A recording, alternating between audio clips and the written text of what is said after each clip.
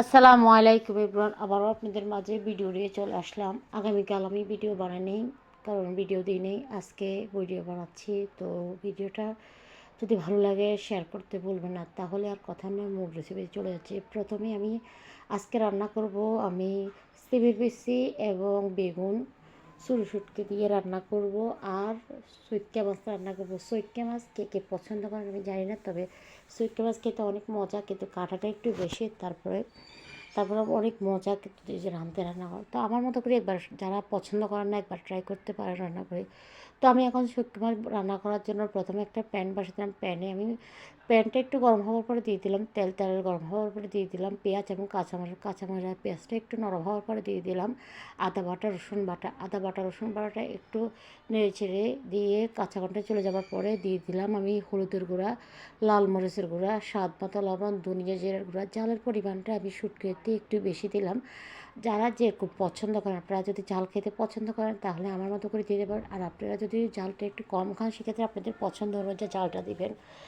বাকি মশলাটা আমার মতো করেই দিতে পারেন, কালারটা অনেকটা সুন্দর আসবে। তো দেখতেই পাচ্ছেন মশলাটা খুব ভালো করে আমি কষাই নিলাম। মশলা কষানোর পরে এখন আমি উপর দিয়ে ছেটে দিলাম মাছগুলো উপর থেকে আস্তে আস্তে একটা একটা করে বসাই দিচ্ছি। মশলা সব সময় রান্নার মজা মশলার মধ্যে থেকে মশলাটা ভালো করে গন্ধটা চলে যাবে, মানে কাঁচা গন্ধটা যেন একদমই না থাকে। দেখা যাবে যে মশলাটা মাছটা যে কোনো রান্না করার অনেক মজাই হবে। তো আমি মশলাটা সবসময় চেষ্টা করি যে ভালো করে কষানোর জন্য। কতটুকু আপনাদেরকে দেখাতে পারছি এবং কতটুকু আপনাদের রান্নাটা ভালো লাগে শুধু আপনারা কমেন্ট করে জানাবেন। অবশ্যই আপনারা আমার রান্না কারা কারা বেশি বেশি পছন্দ করেন বিশেষ করে বলবেন কমেন্টে। কী ধরনের রান্না দেখতে চান সেটাও কমেন্টে বলবেন। এরপরে রান্নাটা দেখতে পাচ্ছেন মাছটা এক পাশ হওয়ার পরে আর এক পাশ আমি উল্টে দিয়ে উপর দিয়ে টমেটোগুলো ছেড়ে দিলাম। টমেটো ছেড়ে দিয়ে পরিমাণ একটু আলতো হাতে নেড়ে দিচ্ছি। তারপর পরিমাণ মতো পানি দিলাম, পানি দিয়ে ভালো করে একটু নেড়ে ছেড়ে ঢাকনা দিয়ে রান্নাটা কমপ্লিট করে ফেললাম। দেখতে পাচ্ছেন জালটা প্রথমে হাই হিটে দিলাম, তারপর লো আছে রান্নাটা সেরে নিলাম। এখন উপর দিয়ে ধনিয়া পাতা দিয়ে দিলাম, ধনিয়া পাতা দিয়ে একটু চড়িয়ে দিলাম। আর এখনকার শীতকালে ধনিয়া পাতা তরকারিতে না দিলে মনে হয় যে কেউ কিছু একটা কম দিলাম, অনেকটা টেস্ট হলো। এরপরে আমি এখন বসা দিচ্ছি আমি সিমের বসার জন্য একটা মিডিয়াম সাইজ পাতিল নিলাম। পাতিল দিয়ে একটু গরম হওয়ার তেল দিয়ে দিলাম।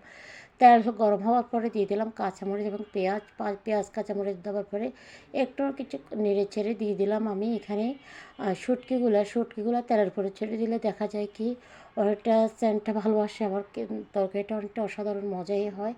তো আমি এরপরে দিয়ে দিচ্ছি রসুন বাটা 4 চামচে 2 চামচ দিয়ে দিলাম। তারপরে দিয়ে দিলাম আদা বাটা দিয়ে দিলাম 1 চা চামচ দিয়ে দিলাম। দিয়ে ভালো করে নেড়ে ছেড়ে কাঁচা গন্ধটা চলে যাওয়ার পরে এখন শুকনো মরিচ হিসেবে অ্যাড করতেছি আমি হলুদের গুঁড়া, লাল মরিচের গুঁড়া, স্বাদ মতো লবণ, ধনিয়া জিরার গুঁড়া। এখানে আমি শুটকিটা মানে মরিচের পরিমাণটা একটু বাড়িয়ে দিলাম, কারণ আমরা ঝালটা পছন্দ করি। এই ধরনের তরকারিগুলোতে ঝাল না দিলে মনে হয় যে ভালো লাগে না, মিডিয়াম হলে ভালো লাগে না, ঝালটা কম দিলে একদমই ভালো না। আর শুটকি বলতে তো ঝাল না হলে মজা হয়। তো দেখতে পাচ্ছেন আমি ভালো করে নেড়ে চেড়ে এরপরে একটু পানি দিয়ে ভালো করে মশলাটা কষা নিলাম। মশলা কষানোর পরে দিয়ে দিলাম সিমের বিচিগুলো দিয়ে ভালো করে নেড়ে ছেড়ে দিব এখন।